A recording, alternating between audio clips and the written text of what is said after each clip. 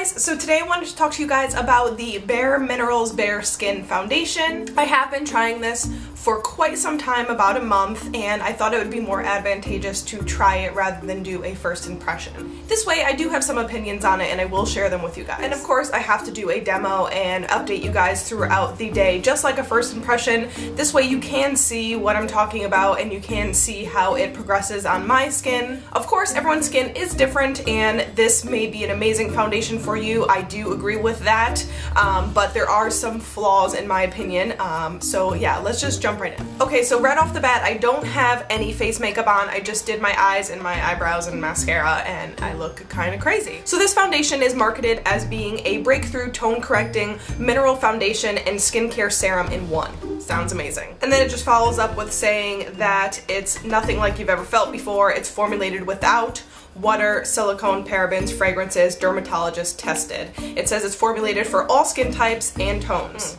Bam. This foundation is also kind of on the more pricier side. It's at $29 and the brush that they recommend to use with it that I have right here is for $28. Definitely an expensive duo here, but they recommend to use this with this. We'll see. And a lot of people say that the Beauty Blender applies it better than this brush. So I figured during this demo I'm going to apply the foundation one side with the brush that they recommend and then the other side with my Beauty Blender. The lady at the bareMinerals counter said that this is one of the most important steps, is that you have to make sure you shake this bad boy up. If you're wondering, I am in the color Bare Natural 7. So I'm going to be applying the left side of my face with the brush that they recommend. If you guys are not familiar with this, it's basically just a regular kind of kabuki, short kabuki brush, but it has a kind of like hole in the middle. It's super duper duper soft, like really, really soft. So it's basically just a twist off top and the tip just kind of looks like, I don't know, some sort of like ointment or I don't even know, some sort of art project. You know what it looks like? You know what it reminds me of? The tops of the airbrush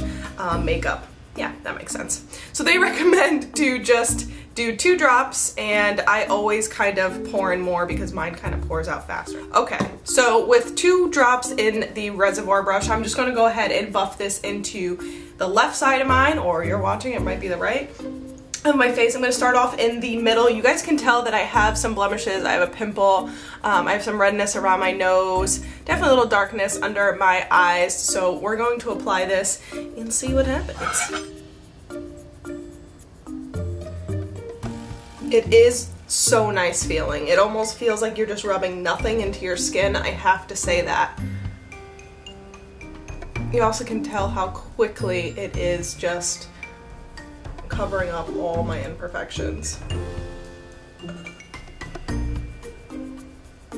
What I love about this foundation is that it doesn't, I have a lot of freckles, and it doesn't completely cover it up, which I like. I mean, I don't want to look like I'm wearing a mask, you know? Okay, so that was 2 drops, and it basically just covered my cheek, bottom. I still have to get at my forehead. I'm just gonna go ahead and use 1 drop and buff that into my forehead.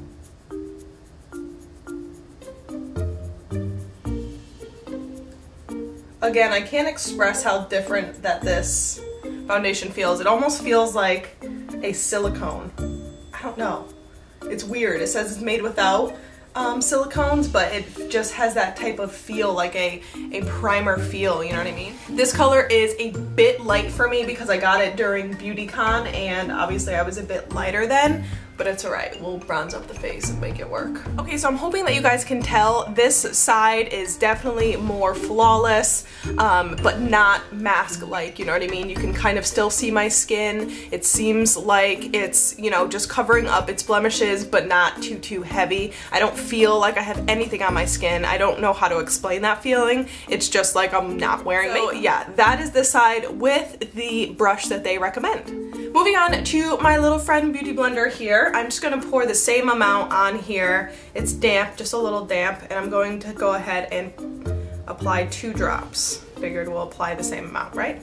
Right. All right, starting in the middle of my face again, covering up that pimple right there.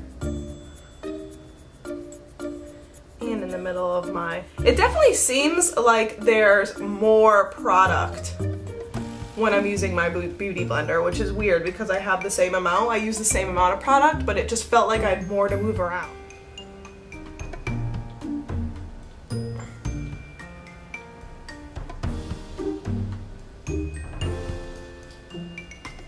Alright, so that was definitely a more simple process. I didn't have to go back for more product, and it definitely applied it pretty nicely.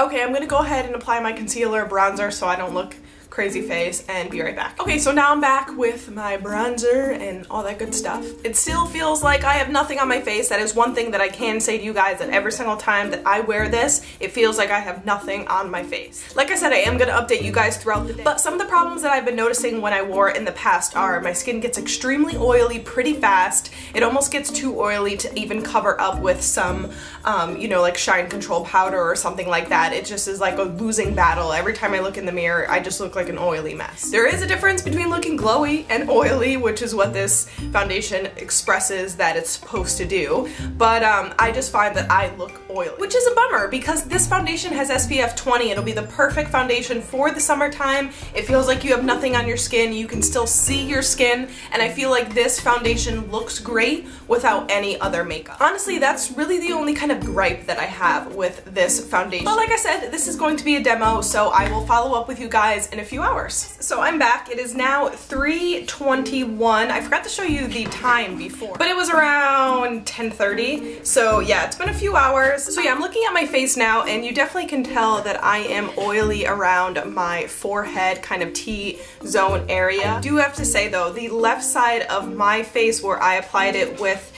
the brush that they recommend rather than the Beauty Blender is definitely more powdery looking. This is definitely more of a flawless finish where, you know, it looks even more natural. So far I'm not too bad with the oiliness, enough that I'm not going to apply powder because I really want to see how this would work. I'm honestly liking the Beauty Blender side so far, so we shall see in a few more hours.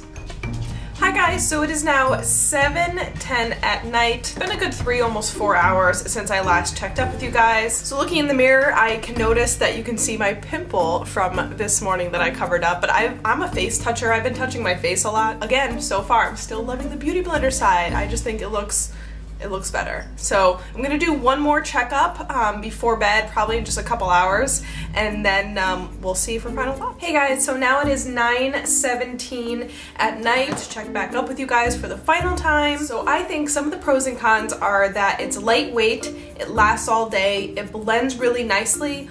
Also, it leaves such a nice finish that it is almost okay to wear on its own. I do have to say though, I think that the side that I applied the Beauty Blender with stayed the nicest, last the nicest, and also somehow just didn't end up that oily. I don't know whether it was the amount of product that I used versus the brush. I honestly was thinking about it before, and every single time I've ever wore this foundation, I've had to use the brush and use more product than they suggested and more product than I would like. And of course, I always ended up oily. So I'm really come to the conclusion that it's the amount of product that I'm applying with that brush, and I do recommend that if you get this foundation and you have it, give the Beauty Blender a try just to see, you know, how it would work for you versus the brush, or if you didn't buy the brush, because I do think it is kind of expensive for just a reservoir brush that you can only have one use out of. I guess I would just say that I do love the foundation. It is pricey, but I do feel like it will last me a long time, especially if I'm using the Beauty Blender.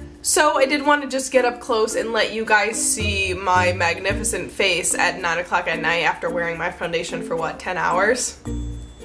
I do have a unicorn little horn going on here, so that's really good. I have a pimple right here and then a pimple right here. I can honestly say I haven't broken out in a very long time, but of course, you know, it's that time of the month and you have some breakouts.